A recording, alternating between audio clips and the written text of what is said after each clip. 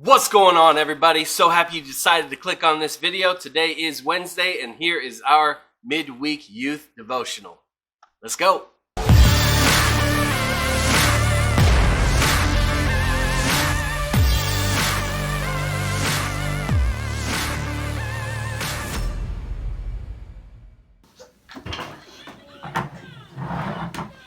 Mama, I brought you some. What are you doing? Well, it's almost home. You did it. You did it. Let me see. Now pull your pants up. Pull your pants up. Have you ever had a misunderstanding with a friend? Like a literal verbal miscommunication? You said one thing, they heard another. There's a phrase for that. Maybe you've heard it, maybe you haven't. And this is it. We've got our wires crossed. You told a friend that you should go to the new outdoor mall on some day, and maybe she heard Sunday. You got your wires crossed.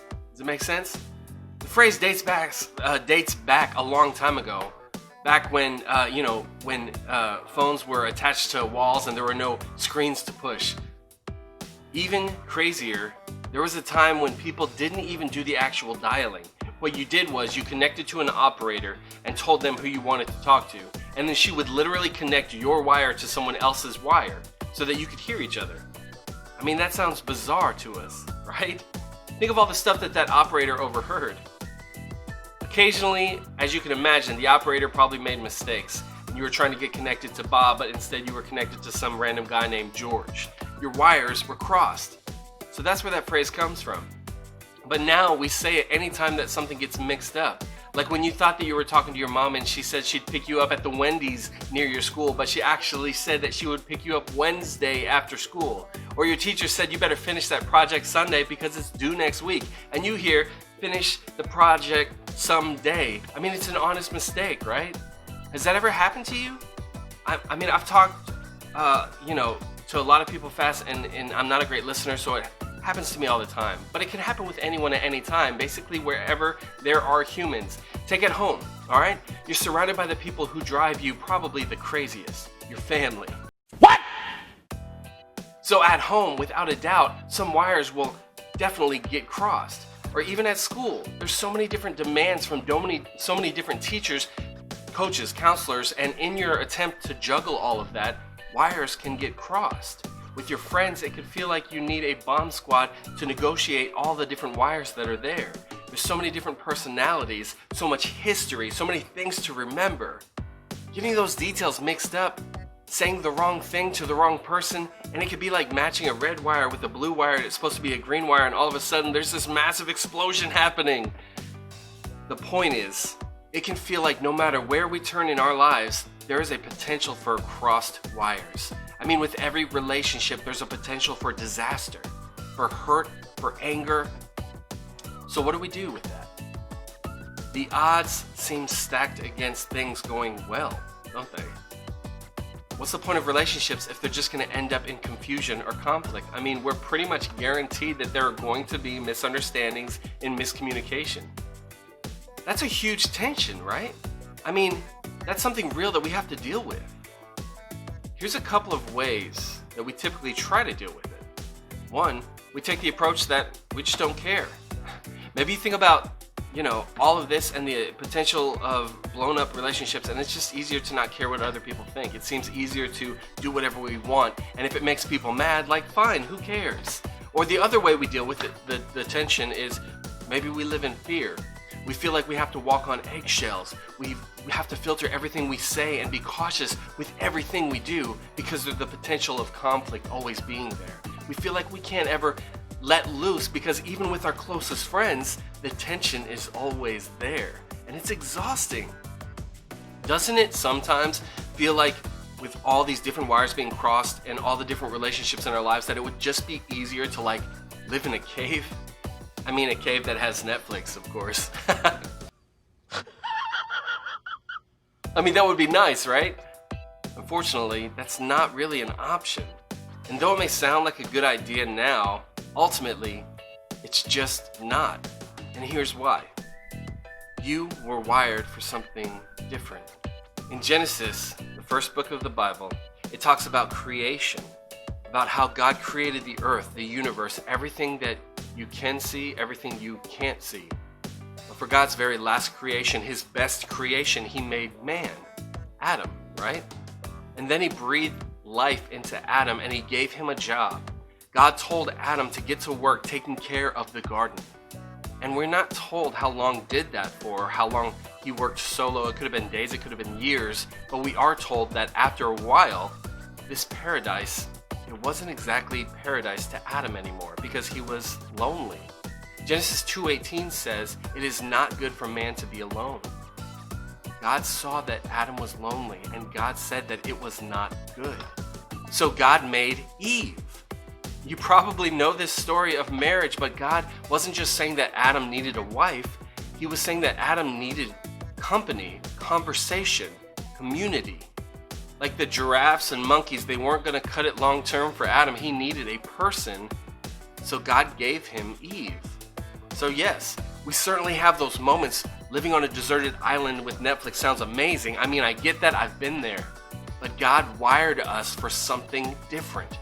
He wired us for something challenging, something hard, but something good. God wired us for community. I don't know what you think when you hear that word, community. Maybe you think of your parents' homeowners association, like in your subdivision. But community is so much more than that. I mean, it's friendship, but it's more than that too. Community is about commitment to helping and bettering people, even when it's inconvenient and frustrating. Community is about connecting. In the book of Matthew, Jesus tells his disciples the two most important things in life. One, loving God, and two, loving people. He said it this way: love the Lord your God with all your heart and with all your soul and with all your might. This is the first and greatest commandment. And the second is like it: love your neighbor as yourself. All the law and the prophets hang on these two commandments. See, God made us for community, and it's clear that when we read the story of Adam and Eve, that being in community is important. But Jesus takes it one step further. Jesus says, don't just be in community, love your community. Because here's the deal: loving God and loving people, those two things are connected. And if we want to show God how much we love him, we need to get really good at loving each other. In other words, we need to cross our wires without getting our wires crossed. You know, people talk all the time about knowing God's plan for them. What is God's plan for my life, they ask. Well, God's plan for your life is no secret. It's to demonstrate who he is by connecting with and caring for those around you. God's plan for your life is for you to be in community. If you choose to live in community with those around you, if you choose to care about them, there are a few things that I can promise you. First thing I can promise you, it's going to be messy. There's going to be moments where relationships get really complicated. People aren't perfect. You're not perfect. There's going to be issues. And while messy is inconvenient, it's also what God has in mind for us, to make our relationship with him about caring for the messy people that he loves. It's also going to be confusing. I mean, there's not a formula that we could follow to tell us how to deal with people in our community and their needs. There's no manual to deal with how or know how to deal with everyone on your basketball team. There's going to be times where our lines get crossed, but that's okay because God calls us to make our lives about the people that he loves. It's going to be draining. Listen, sacrifice costs us something. And figuring out how to love and figuring out how to find the time to love, it can be exhausting. Sometimes it can even feel pointless. But God calls us to make our lives about the draining people that he loves. Listen, you were not made for an island. You were made for connecting. You were wired for something bigger, messier, and confusing and draining. You were wired for something better. So the point of all of this is to get your wires crossed. Get involved in community by being connected. There are two main ways that you could do this. The first way, accept it. The hardest part about community is noticing how different everybody is from you. I mean, it would be a lot easier to connect with people if they were exactly like you. If they looked like you, if they talked like you, if they dressed like you, listened to the same music as you, laughed at the same jokes as you, believed in the same things as you. I mean, that sounds super awesome, right? Of course it does, because basically you would just be in community with yourself.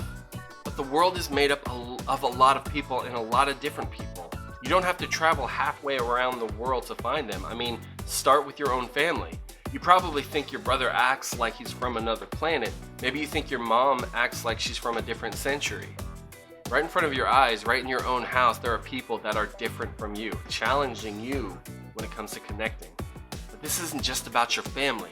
Think about the people at your school, next to you in chemistry, weight training, band. There are people from all different walks of life, from all over the world, from different backgrounds, different belief systems. These are the people that God wants you to connect with and have a relationship with. The best way to start is by accepting them.